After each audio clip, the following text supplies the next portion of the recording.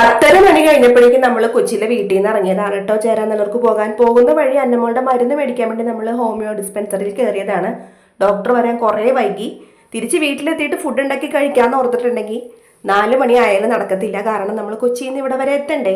അപ്പം നമ്മളിതാ വരുന്ന വഴി പണ്ടാരീസ് എന്ന് പറഞ്ഞൊരു റെസ്റ്റോറൻറ്റിൽ കയറിയിട്ട് ബിരിയാണി കഴിച്ചു കേട്ടോ. കുറച്ച് നാളായി നമ്മളിങ്ങനെ ഓർക്കണം ഇവിടെ വന്നൊന്ന് കഴിക്കണം എന്നുള്ളത്. കാരണം അധികം സ്പൈസസ് ഒന്നും ഇല്ലാത്ത നല്ല ടേസ്റ്റുള്ള നാച്ചുറൽ ആയിട്ടുള്ള ഫ്ലവേഴ്സ് ഒക്കെ ഇട്ടിട്ടുള്ള ബിരിയാണിയാണ്. വിശപ്പിൻ്റെ വിളി അധികം ഇതുകൊണ്ട് ശടപടിയെന്ന് പറഞ്ഞ് ബിരിയാണി തീർന്നു. അവന് തണുത്ത വെള്ളം മേടിച്ചു കൊടുക്കാത്തതിൻ്റെ ദേഷ്യമാണ്. അവന് 7up തണുത്തത് വേണം, അങ്ങനെ ഇങ്ങനെ. അപ്പോൾ അത് മേടിച്ചു കൊടുക്കില്ല എന്ന് പറഞ്ഞതിൻ്റെ സങ്കടമാണ് കാണിച്ചത്. അവിടെ ഓർഡറുകളൊക്കെ സ്വീകരിക്കുന്നുണ്ട് കേട്ടോ. ഇത് കുരിയച്ചൻ്റെ നടയാണ്. മട്ടാഞ്ചേരിയിൽ വരുന്ന എല്ലാവർക്കും അറിയാം. ഞങ്ങൾ ഇവിടെ വരുമ്പോഴൊക്കെ ഇവിടെ വന്ന് തിരിയൊക്കെ കത്തിച്ച് പ്രാർത്ഥിച്ചിട്ട് പോരാറുണ്ട്.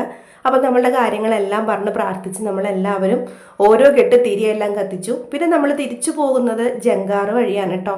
നല്ല കത്തണ വെയിലായിരുന്നു. ഛർദ്ദിക്കാൻ വന്നിട്ട് പാടുണ്ടായിരുന്നില്ല. കടൽ